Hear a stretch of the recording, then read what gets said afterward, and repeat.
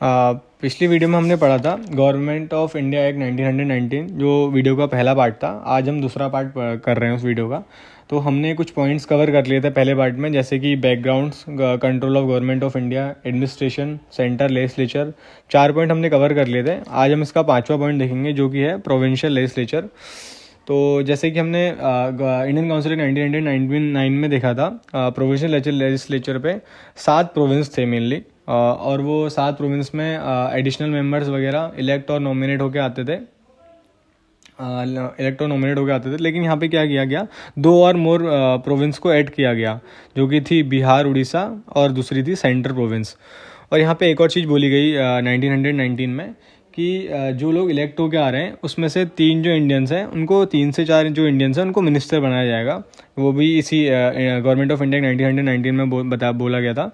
और इसका सेकंड, ये प्रोविंशियल लेजिस्लेचर में सेकंड पॉइंट हम ये देख लेते हैं। जो पहले ऐसा होता था कि प्रोविंस लेवल पे भी लॉज बनते थे, सेंट्रल लेवल पे भी लॉज बनते थे। तो मतलब एक कुछ डिफाइन नहीं था 1919 से पहले कि मतलब ये लॉ सेंट्रल लेवल पे कौन लॉ बनाएगा, प्रोविंस लेवल पे कौन लॉ बनाएगा। लेकिन गवर्नमेंट ऑफ इंडिया एक 1919 ने डिफाइन किया कि सेंट्रल लेवल पे किस सब्जेक्ट्स पे लॉ बनेंगे और प्रोविंशियल लेवल पे किस सब्जेक्ट्स पे लॉ बनेंगे।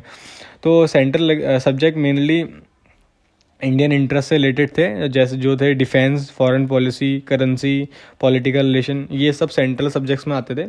और प्रोविंशियल सब्जेक्ट्स को 2 पार्ट में डिवाइड किया गया फर्दर, जो कि थे ट्रांसफर्ड सब्जेक्ट और रिजर्व सब्जेक्ट।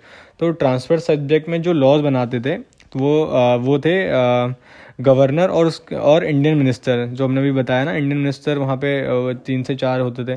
तो वो जो गवर्नर और इंडियन मिनिस्टर वो मिलके लॉ बनाते थे ट्रांसफर सब्जेक्ट पे, और रिजर्व सब्जेक्ट पे लॉ बनाते थे गवर्नर और उसकी एग्जीक्यूटिव काउंसिल। तो यहाँ पे 2 लॉ मेकिंग बॉडी हो गई थी। तो इसलिए यहाँ पे फर्स्ट टाइम जो है वह डायरकी इंट्रोड्यूस हुई प्रोविंशियल लेवल पे, क्योंकि यहाँ पे 2 लॉ मेकिंग बॉडी हो गई हैं। एक वो गवर्नर इंडियन मिनिस्टर के साथ मिलकर लॉ बना रहा है, एक गवर्नर अपने एग्जीक्यूटिव काउंसिल के साथ मिलकर लॉ बना रहा है। और पहली बार यहाँ डायरेक्ट इलेक्शन हुए, क्या बोलते हैं, इंडियन गवर्नमेंट ऑफ इंडिया 1919 में। लेकिन ये था यहाँ पे जो वोटिंग का एलिजिबिलिटी क्राइटेरिया था वो बहुत स्ट्रिक्ट था, तो इसलिए बहुत कम लोगों ने इसमें वोट किया था, जो कि 17K के अराउंड था।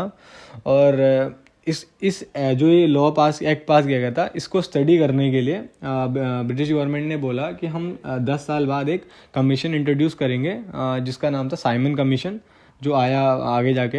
लेकिन वो 10 साल नहीं, वो 2 साल पहले ही आ गया 1927 में, जो इसी का आउटकम था गवर्नमेंट ऑफ इंडिया 1919 का। तो यही था इसका सेकंड पार्ट। नेक्स्ट वीडियो में हम कवर करेंगे government of India 1935। Thank you.